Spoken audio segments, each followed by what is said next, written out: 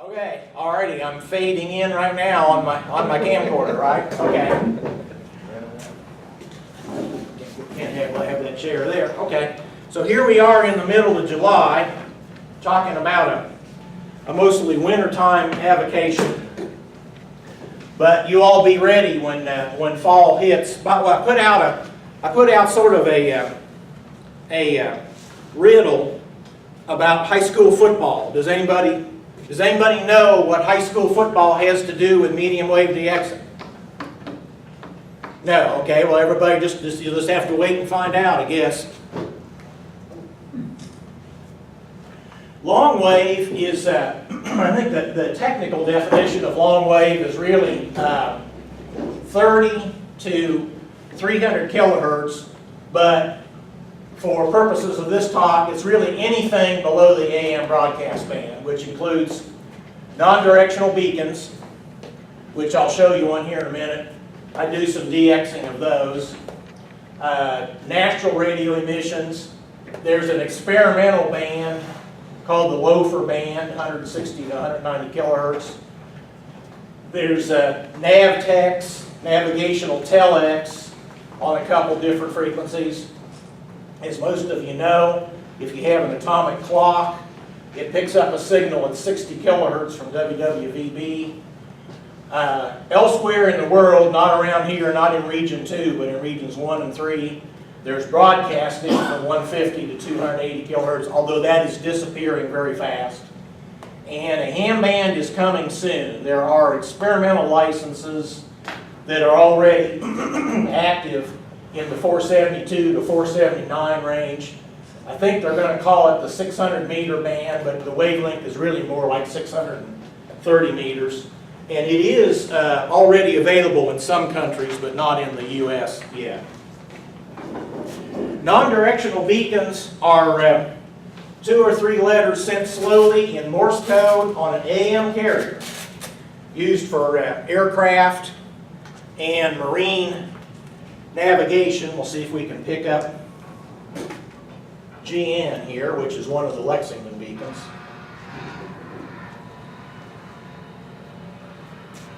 Figure your antenna out. Too much. Yeah, that uses the. There it is.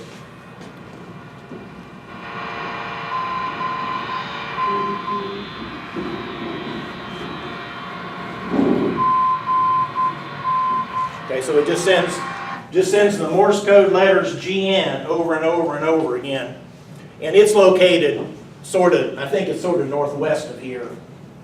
It's used for aircraft and marine navigation, and they're being kind of phased out. It's old technology, but many are still on the air.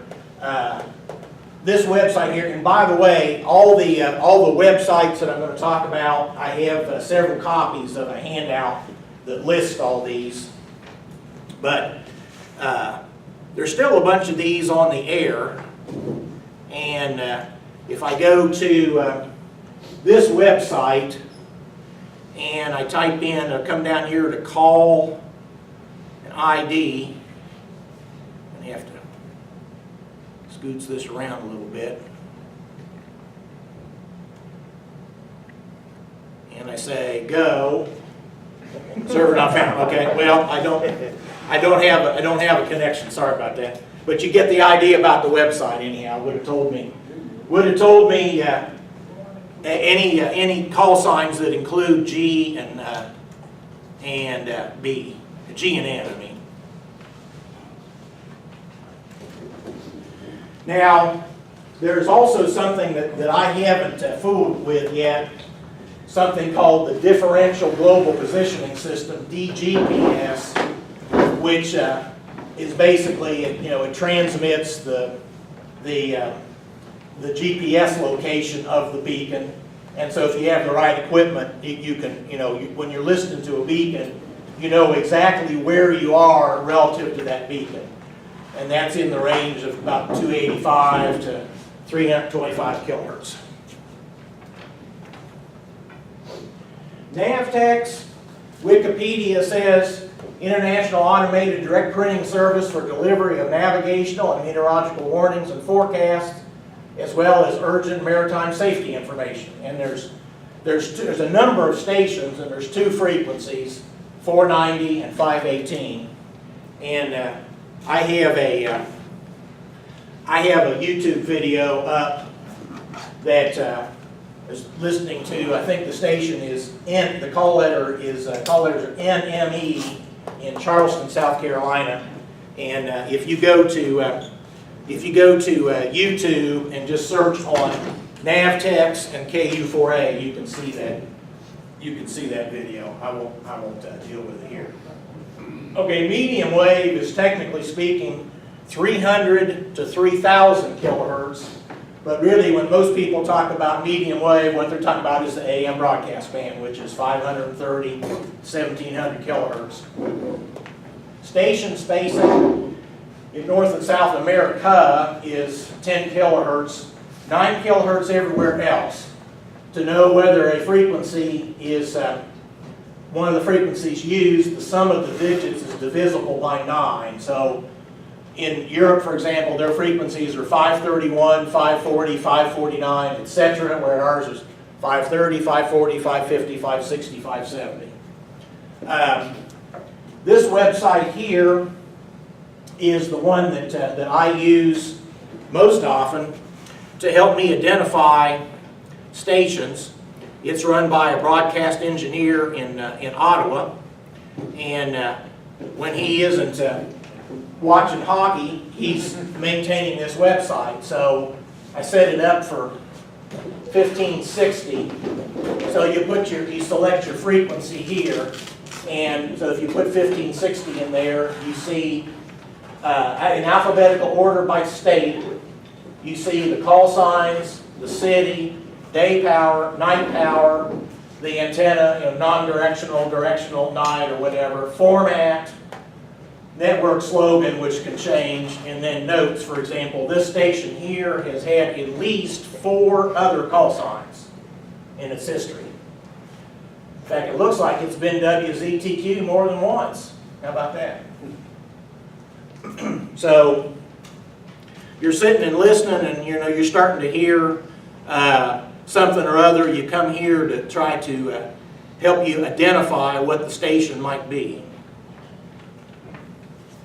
For Cuba, a guy that I know by the name of Bruce Connie, who lives in New England, has an excellent website. Cubans are easily heard around here. And that takes us to this website right here. And down here he's got a map, but then he's also got a listing by frequency of what's there. And they're big in the network. So Radio Rebelde is on multiple frequencies. Radio Reloge is on multiple frequencies. And so you'll hear them. And we'll be talking later about different ways that you can identify what they are if you're like me and you don't know any Spanish.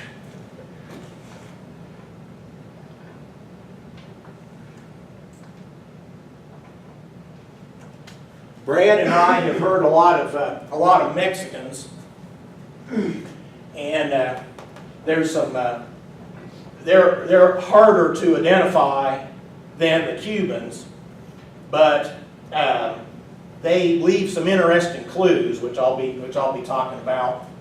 And out on the internet, there's a lot of resources that you can use to kind of identify stations. And then I don't have enough horsepower to actually hear foreign stations and actually be able to listen to the program content. Of course, it's not likely to be in English, but conveniently, since they're not on the same frequencies as US stations, you can hear the carriers. Like, for example, on the 549 or 541, you can, like if you're listening on an SDR or even a ham rig or something, if you hear a carrier at 531, what it is one or more foreign stations that are transmitting there. And I'll show you some that I potentially have heard. In fact, that's the very next slide. A friend of mine on Facebook in Newfoundland sits there on the coast and he just hears just all kind of stuff from all over the world. So whenever I would see a carrier, I'd say, well, what would be the most likely thing that I would be hearing there? And this is what he came back with for each of the frequencies where I have seen carriers. So I log those. I don't really log those as I do stations that I know what they are, but still.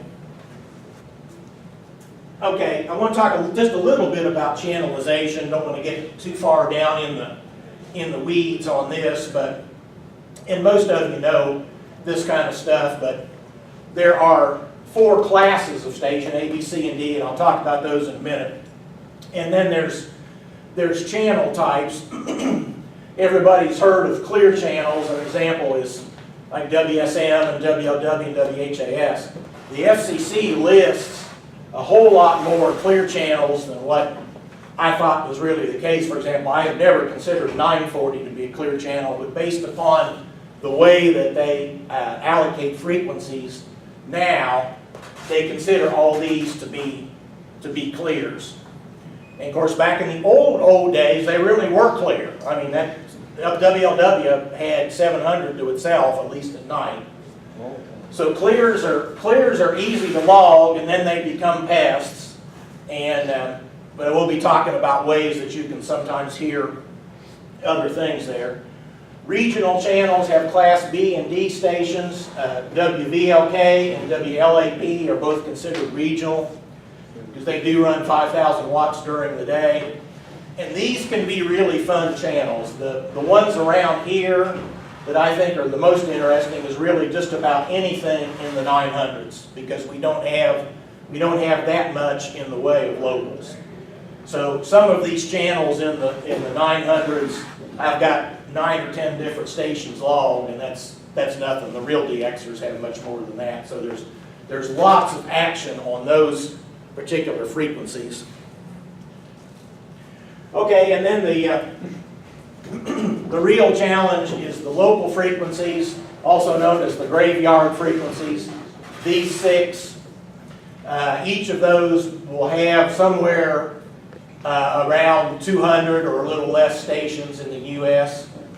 And so those frequencies are just a mess. I went for years and never was able to identify a station on 1450. All I ever heard was just a mess. Huh? Oh, they're not talking. Okay. And then I break out the extended band. The X band is kind of separate here, and the reason for that is that it's very sparsely populated, and most of the stations there run, I think it's 10,000 watts during the day, and then the night power varies. Sometimes they have to drop down to 1,000. But when you listen in this range, you'll notice that it's a lot less cluttered. There isn't. And then if you go to Bruce Connie's website, you see some of them don't have but 2 or 3 different stations on them. So uncluttered DXing. Okay. So A, B, C, and D. The A's are, like WLW can be 50 kilowatts 24/7. Non-directional, like WHAS is non-directional. The Class B would be like WVLK and WLAP. 5 kW, they go to 1 kW at night, and sometimes the Class Bs can operate 5 kW at night. Class C, the graveyarders, if you look, most of them are 100 kilowatts, non-directional, 24/7, but you will see at times that for whatever reason that they have to go to a lower power level to protect somebody, okay? And then Class D, the FCC allows some stations to run 50 kW during the day, but then at night they either have to go off or they go to some ridiculously low power level like 10 watts or something like that. Okay, so what's involved in doing this kind of stuff? Well, most of today's ham rigs that are general coverage have broadcast band and long wave down to, I think, I'm going to say typically down to 30 kilohertz. And the beauty of using something like that on those bands, like the broadcast band, is that you've got very good filtering. That's why ham gear is so expensive, because of the filtering is good. So, you know, the way you measure the selectivity of a radio is, can you go to 640 and hear anything with 630 over here blasting away? Another thing is the fact that, okay, you don't have to use the AM mode. You can use lower sideband, upper sideband. So for example, if you're trying to listen to something on 640, 640 lower sideband is going to be pretty filled with splatter from 630, okay? So you can listen to the upper sideband, you hear the program content obviously, and if your filtering is any good, as it is with most of our ham gear today, you won't get much interference from 630. You also have the ability to hear foreign carriers. So if you're pick a foreign frequency, if you can hear the carrier there, and it's clearly not on one of the U.S. frequencies at a multiple of 10 kilohertz, probably what you're hearing is a foreign carrier. If it doesn't conform to the 9 kilohertz band plan, then probably what you're hearing is just some kind of noise in your house or something. But so you've got the ability with a single sideband radio, you've got the ability to hear those carriers. Now some rigs come with a broadcast band attenuator because they're afraid that if you try to operate close to a broadcast station, that you would have splatter on the ham bands. So you may need to check and see if they have an attenuator. I think like my TS440S, I had to go in and move a jumper, and I think on my TS2000 I had to do the same thing. So if your sensitivity goes way down when you tune down to the AM broadcast band, and that's potentially what it is. Okay, well, what if you don't have a ham rig and you're interested in doing this stuff? Lots of alternatives. Silicon Labs has had on the market for a number of years now a digital signal processing chip, SI4734, that gives you just unbelievable selectivity and sensitivity.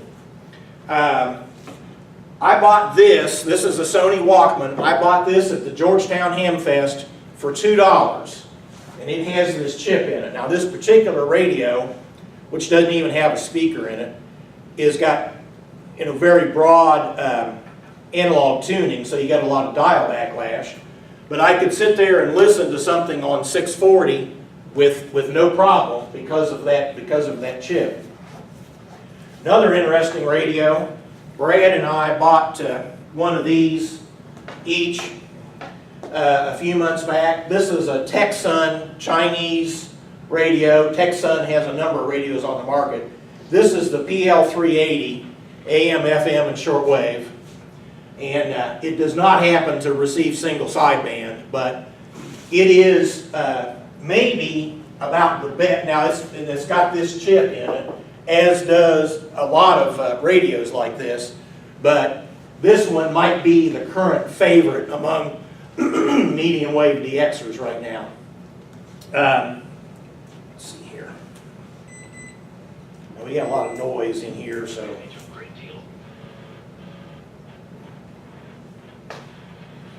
Now there's 640 right there. Now I can't do single sideband with this, but there really isn't much trace of WLAP on that right now. This also has, now one of the key things about this DSP chip is that you can vary the bandwidth. That's 4 kilohertz, 3 kilohertz, 2 kilohertz, 1 kilohertz bandwidth. And that does have relatively steep skirts on it. So this is this radio, when Brad and I bought ours, it was available on eBay for less than $50. So that's actually a pretty darn good radio for for medium wave DXing. Now the thing what I use now for most of my work is a software-defined radio. In my case, I have a Microtelecom Perseus. Microtelecom company is in Italy, and there's a difference between live DXing and DXing via a recording.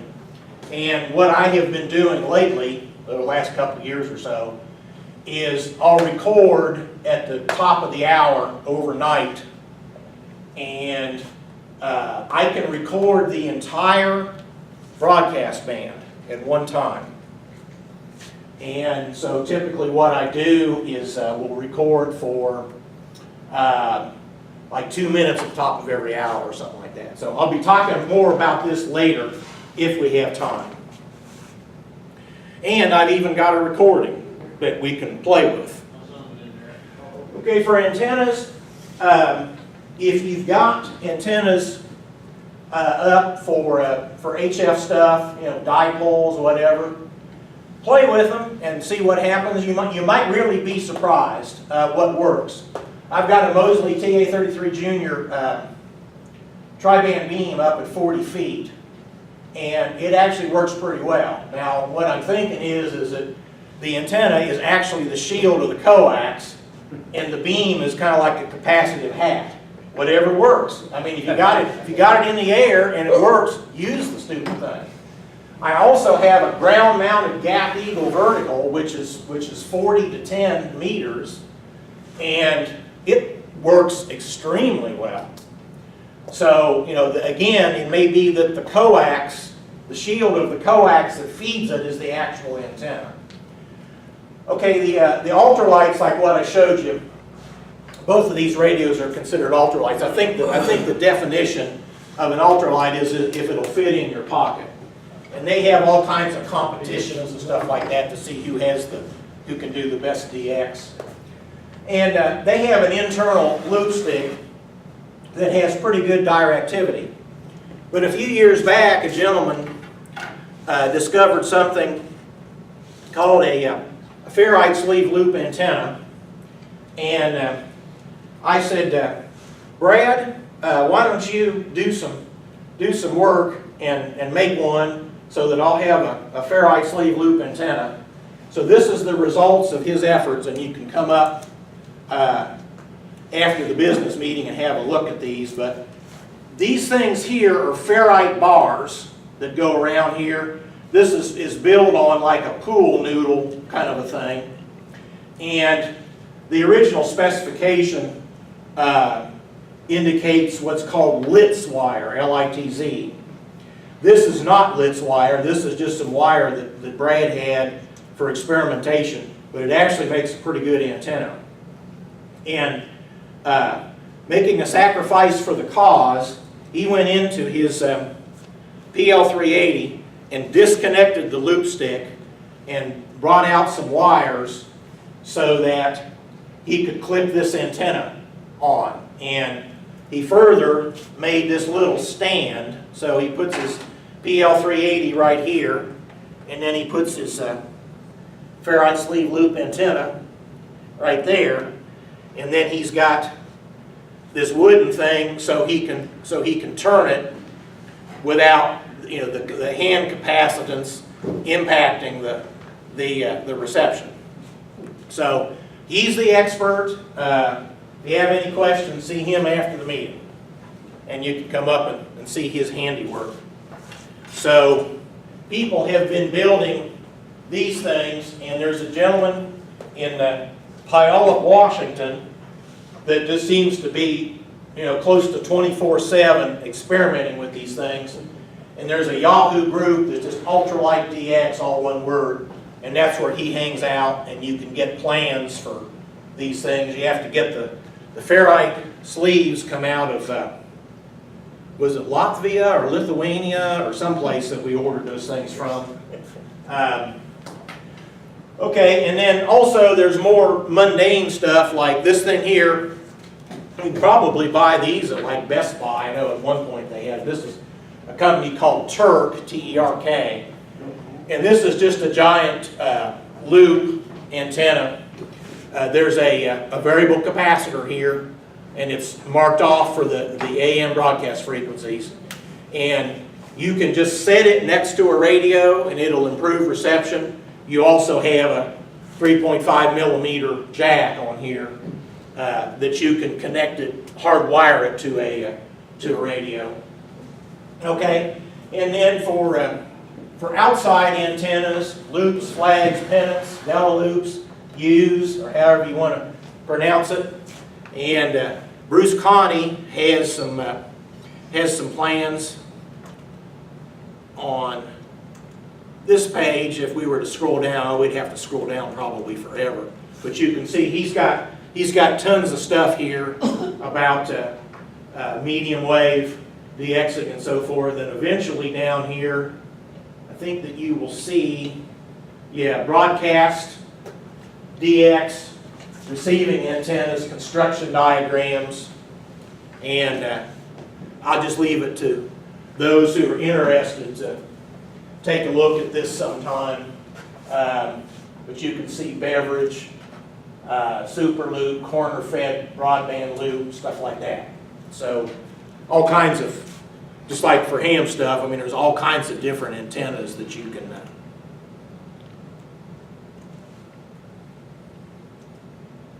okay, so we're all set up with receiver antenna, and how are we going to identify stations and start putting stuff in our log? Okay, well, even if you're not really too interested in Morse code, as you can see from listening to that GN, very slow and repetitive, and so you can figure it out without too much trouble. So that's for non-directional beacons. Broadcast stations are supposed to identify with the call sign, the city of license at the top of every hour. Now, in any 24-hour period, if we had $1 for every station that did not properly identify, we could all go to Malone's and have the biggest steak that they have. So you got that, but there's also a whole lot of other things that come into play. Listen for unique information. I could sit here all night and tell war stories about identifying stations just based upon what I heard. If you hear a local advertisement, like I heard, Wazenflot Supermarket is having vegetables, frozen vegetables, 3 for $1 or something like that.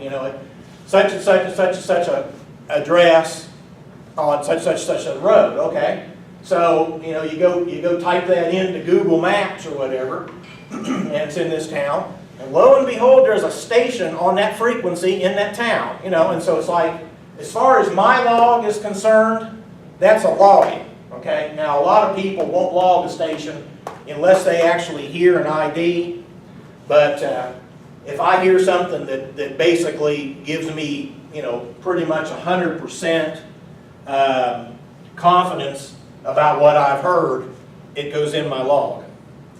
But there's a lot of things that I've heard bits and pieces of stuff, not able to identify it. I don't get a logging out of it. So there's a lot of things on the air that will give you clues about what you're hearing. Last time Brad went to his cabin down in Tennessee, he says, "What's the thing sending RR in Morse code on 570? Well, this radio reload, and I don't know how is that pronounced in Spanish? Anybody know? Reloj. Reloj? Reloj. Okay, no. Watch. Or Yeah, clock. yeah. Clock. It's exactly what it is. It sounds just like WWV. You just tick, tick, tick, tick, and then at every minute it sends the letters RR in Morse code. Well, that stands out on a channel like you would not believe. Okay, so you will hear that all over the band, and every time you hear it, it's radio reload on that frequency. The Mexicans, you might be surprised. I was listening to this Mexican, and they kept sending TDW at the top of every hour. TDW, TDW. Well, I started Googling around, and it's some kind of a slogan that a Mexican station has, And lo and behold, it was on that frequency. So I identified me a Mexican that way. As a lot of you know, a lot of the AM stations are going to FM translators to improve the quality of their signal as it's received by their consumers. So they have, and the translators have, be like W245XL or something like that. And they have to identify it, but they don't care whether or not to call the translator, because what you're really listening to is the programming on the AM. Well, a lot of them have taken to actually putting a Morse code ID at the top of the hour to identify all their translators. And I think the first time I heard it, there's a station in Hawesville, Kentucky, which is out in the western part of the state. It's an AM, and then they have one or more translators on FM, and they just ID those by Morse code, just like our repeaters ID by Morse code. Now, a lot of them also, of course, do it by voice, and this guy comes on, it takes him 2 minutes to identify for one thing, there's a lot of stations that simulcast the same thing. So maybe you got 3 AMs running the same thing, and then you got, each of the AMs has one or more translators, and it takes him forever to get through it, but he does do a legal ID. Now, there's special events that happen. For one thing, just to expedite things, I won't go to this website right now, but there is such a thing as a DX test, and what they will do is a lot of times they'll run, like it'll be a station that cuts back at night, that they'll run maybe a day power, daytime pattern, and it'll almost always have special programming. Morse code, sweet tones, these especially go woo, woo, and that comes through like gangbusters. The Price is Right theme song. I mean, when's the last time you heard the Price is Right theme song on AM? Okay, so that cuts through the crud real well. So what they do is they put something that stands out over the muck, and so it's easy to hear a station that you probably wouldn't ordinarily have much chance of hearing. Maintenance outages, these can be fun. Like, I think within the last year or so, Chicago's got a bunch of stations running 50 kW. The electric utility or something had to go in and do some new wiring, so a bunch of them went off. The problem is they'll say, well, we think it's going to be between 2 a.m. and 4 a.m. Central Time. Well, if they get done quicker than what they think, they're sure as heck going to come back on the air. And if they're not ready, if the workers are not ready at 2 a.m., they won't do it. And then maybe they get ready early, so they go off early. So it's for people like me that just don't get up in the wee hours, it can be difficult. But that happens now and then. Now, an interesting thing that happened within last year is that there's a 50 kW in New York City on 1560. It was WQEW for decades, and it changed ownership, and it went off for about 3 weeks. So all the DXers were on, even Brad got in on it, listening to 1560 and just start writing stuff down in your log, stuff that you typically will never hear under that station. Was just right there. And after 3 weeks, the new owners came on, and so now that station, that's about all you hear on 1560 is that station. Power outages, that's especially interesting from the standpoint of the locals. Orwell WLAP had a KU went down on the night of a UK basketball game, and WLAP, lost a lot of money. So when mine came back on, or maybe I may even have been running on batteries, I don't know, but I started listening to 630 for as long as I could, and like there's a station in West Virginia that was just booming in, but you'll never hear them as long as WLAP is on normal pattern. Okay, high school football is a very popular time for DXers, and the reason for that is a lot of small town stations broadcast their local high school football games. here's the problem. A lot of those stations are supposed to go off the air at sunset, and the game starts at 7:30. So they just sort of just stay on the air. Or even if they're supposed to drastically reduce power, they don't. They just stay on day power. And I heard there's a 1,000-watt day timer in Central Florida. I think Bushnell is the town, and I forget the frequency. It was just booming in. 1,000-watt day timer. Ordinarily it wouldn't cover more than a couple, 3 counties down there. Just booming in because they just left it on for their football game. Okay, so a lot of resources to help you, whether you're doing live DXing or via Memorex, so to speak. I used to do online live, and there's some chat rooms around where people get together, and like if Brad's in New York City or something, and I'm here, and I'm saying, well, I'm here in such and such, and Brad says, well, that's probably my local, and they're playing Hotel California by the Eagles right now.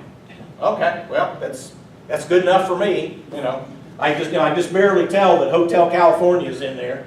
So people help each other out, and that's a lot of fun.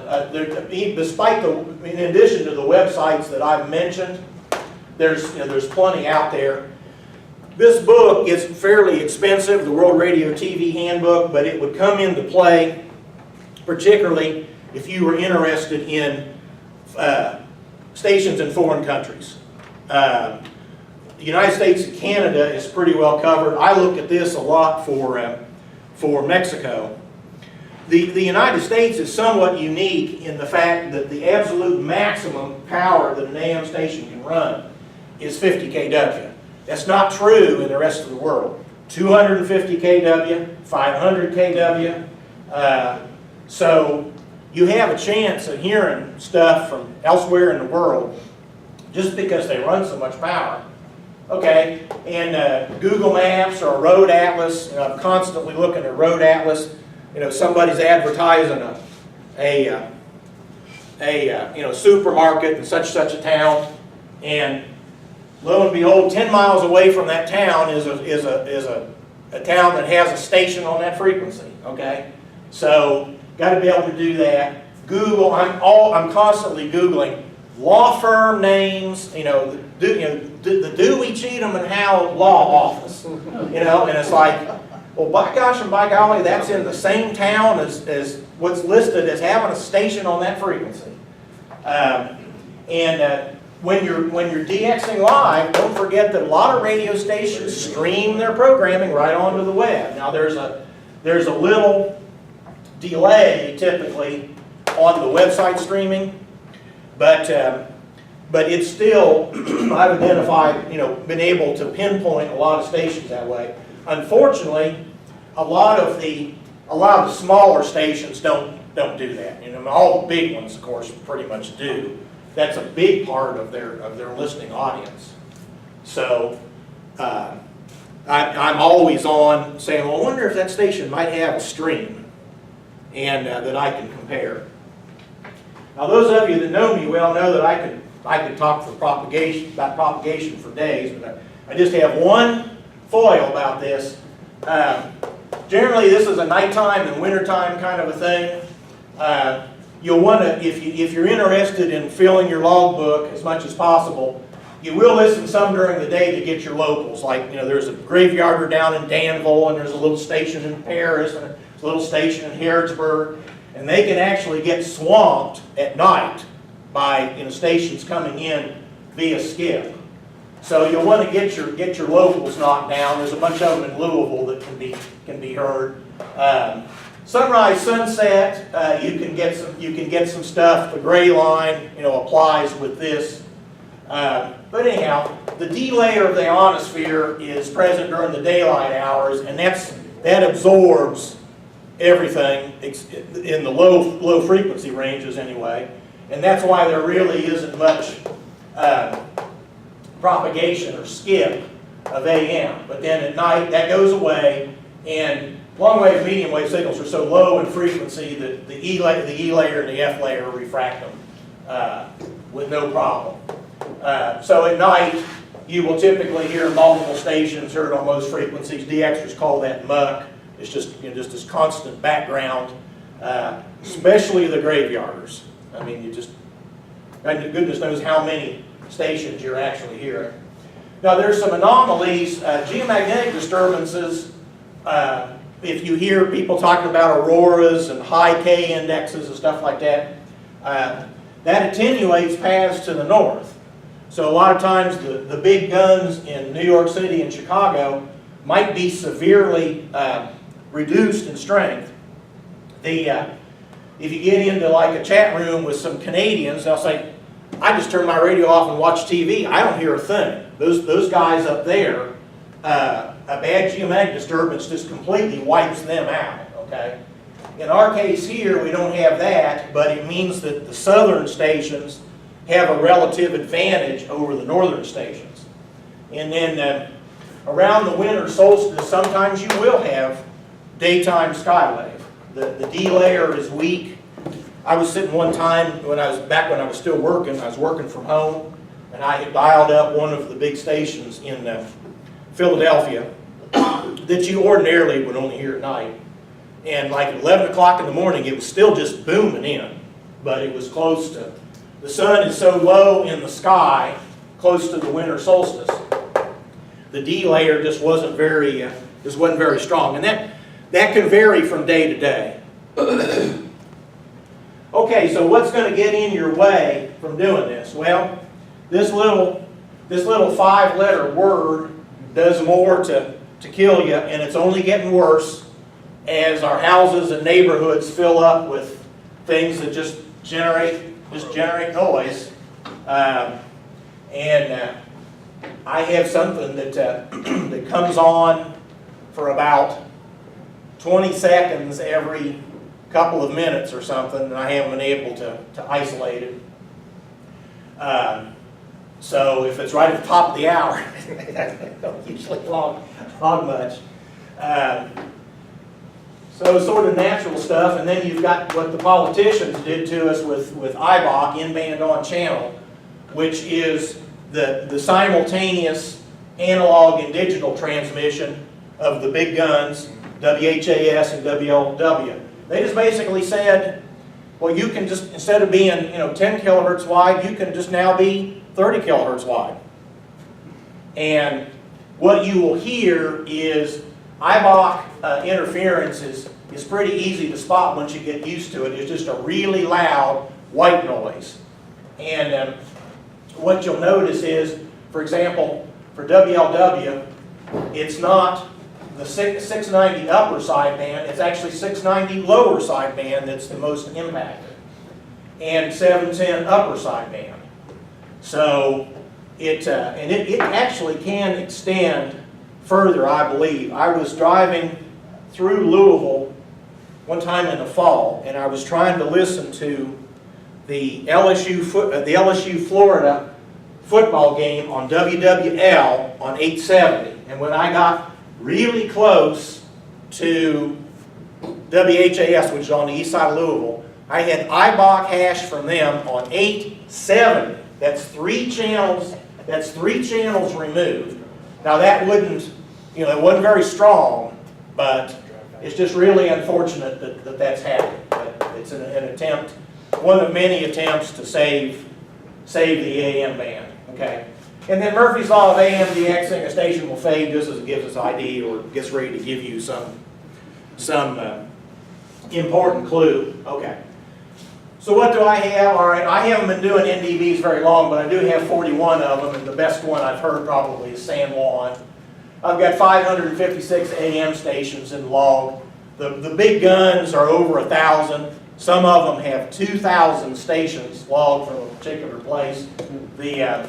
The graveyarders is what separates the men from the boys, so to speak. This doesn't include foreign carriers. However a person wants to keep their log is fine by me.